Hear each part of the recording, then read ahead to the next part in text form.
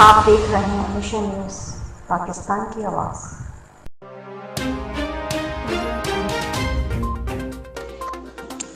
खबर शामिल करते हैं। डायरेक्टर ऑफ पंजाब मलिक मकसूद चिन्योटी की इस रिपोर्ट में जी चिन्योट डिप्टी कमिश्नर आसम जावेद का तहसील बुआना का दौरा। चिन्योट डिप्टी कमिश्नर का मुकामी शुगर मिल का विजिट। चिन्योट डिप्टी कमिश्नर ने काश्तकारों के नुमाइंदों से भी बातचीत की। चिन्योट विजन कंडक्ट को भी चेक किया। चिन्योट काश्तकारों को दिए जाने वाली सीपी टाल्स को भी चेक किया। चिन्योट काश्तकारों की सहूलत के लिए तमाम इक़दाम किए जाएंगे। Deputy commissioner